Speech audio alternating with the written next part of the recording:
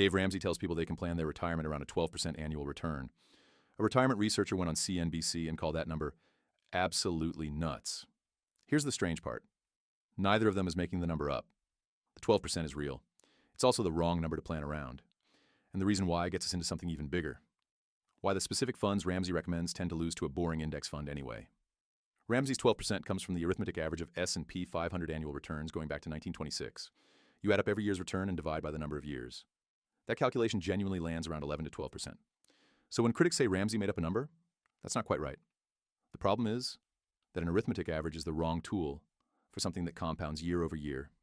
And the gap between the right number and the number that predicts what actually happens to your money turns out to be huge. Here's the simplest way to see the problem. Say a portfolio goes up 50% one year, then down 50% the next. The arithmetic average of those 2 years is 0. Add 50 and negative 50. Divide by 2. But if you actually lived through those 2 years, you're not flat. You're down 25%. Because the 50% loss happens on a bigger pile of money than the 50% gain did. That gap is called volatility drag. And it applies to the real S&P 500 numbers too, not just this toy example. From 1928 to 2023, the arithmetic average return was 11.66%, Ramsey's number. But the geometric average, the compound annual growth rate, which is what your account balance actually reflects, was 9.8% over that same stretch, almost 2 full points lower before we've touched fees or taxes or anything else. And it keeps going. Actively managed mutual funds, the specific kind Ramsey recommends, typically charge 1 to 2% a year in fees. Layer in taxes on a normal taxable account, and the well-documented tendency for investors to buy and sell at the wrong moments, and a realistic long-term planning number lands closer to 7 to 9%. Even Ramsey's own company has published retirement planning material using an 8% assumption, quietly, well below the 12% he says out loud. This isn't just an academic quibble. Planning a 30 or 40-year retirement around 12% instead of something closer to 8% can leave someone with 40 to 60% less than they expected by the time they actually retire, which can mean retiring years later than planned, or with a lot less to live on. So the return number itself is one problem. Here's the bigger one. Ramsey doesn't recommend index funds. He recommends actively managed funds with what he calls a proven track record. Funds run by professional stock pickers trying to beat the market, not just match it. The problem is that most of them don't beat the market. The SPIVA scorecard, the industry's own annual report on active versus passive fund performance, found that in 2025, 79% of actively managed large-cap U.S. stock funds underperformed the plain S&P 500 index. That's not a bad year either, Rob. It's up sharply from about 65% underperforming the year before.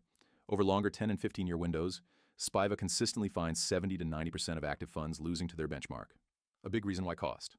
The average actively managed U.S. mutual fund charges about 0.59% a year. Vanguard's average index fund charges 0.04%. Its flagship S&P 500 fund charges just 0.03%. That's roughly 10 times cheaper, guaranteed, before either fund has even tried to perform. Here's what that gap actually costs, in dollars. Put $100,000 into 2 funds, both earning a 7% market return before fees, for 30 years. The fund charging 0.03% grows to $754,849. The fund charging 1%, a normal actively managed fee, grows to $574,349. That's a $180,500 difference, and it comes entirely from cost, before we even account for the fund underperforming its index on top of that. That's a lump sum, and most people don't invest that way. They invest a set amount every month out of a paycheck. So here's the same math done that way instead. $500 a month for 30 years at that same 7% market return. In the 0.03% fee fund, that grows to $606,387. In the 1% fee fund, it grows to $502,258, a $104,129 difference, again from cost alone. On money most people would consider a completely normal monthly contribution. To be fully accurate, it's not hopeless everywhere. SPIVA's own data shows active managers in small cap and international stocks post somewhat better odds than large cap U.S. managers. Though even there, most active funds still lose to their benchmark over the long run. Large cap U.S. stocks, which is where most retirement money actually sits, is the hardest category of all for active managers to win in. And here's the part that makes this different from most investing decisions. You can't reliably know in advance which active fund will be one of the 21% that wins. Past performance doesn't predict future performance. SPIVA's own persistence data shows funds that beat the market one period are no more likely to do it again the next. But the fee is known on day one, every year, no matter what happens. A low-cost index fund isn't a bet that it'll get lucky. It's closer to a guarantee of the market's actual return, minus almost nothing. To be fair to Ramsey here, his actual instinct, buried under the 12% number, isn't crazy. He tells people to pick funds with a long, stable track record instead of chasing whatever's hot, And that's a real defense against a real problem. The same Dalbar research from episode 1 shows the average investor underperforms the market by 3 to 5% a year, mostly from panic selling and performance chasing at exactly the wrong moments. A worse fund on paper that someone actually sticks with through a downturn can beat a better index fund that same person abandons at the bottom. The math favors index funds. But the math only wins if the person holding the fund doesn't panic. And that's a real separate problem that a spreadsheet can't solve. The core of that is QQQ. It gets talked about like it's just another way to buy the S&P 500. It isn't. It tracks the NASDAQ 100, the 100 largest non-financial companies on the NASDAQ, which skews a lot heavier toward tech. It charges 0.18% a year, and its 10-year annualized return, with dividends reinvested, is around 22%. It's actually beaten the S&P 500 in 7 of the last 10 years. Still an index, nobody's picking stocks inside it. Just a different, more concentrated index than the S&P 500. I've also put a meaningful amount, over the last year and a half, into SMH, a semiconductor sector fund. I'm up well over 100% on it, even after a recent pullback, and its 10-year annualized return is over 30%. But I want to be straight about what that fund actually is. 26 holdings, the top 10 making up almost 3/4 of the fund, NVIDIA alone at 15%. That's not own the whole market diversification. It's a concentrated, deliberate bet that AI and semiconductors keep being a massive theme.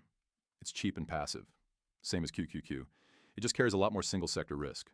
So my actual portfolio isn't one boring index fund and nothing else. It's a low-cost core, plus a smaller, clearly labeled higher risk bet on top of it. The rule was never make a concentrated bet. It's know which part of your money is the guaranteed to capture the market part, and which part is the bet, and don't confuse the two. So is the 12% a myth? Sort of. It's a real number applied the wrong way.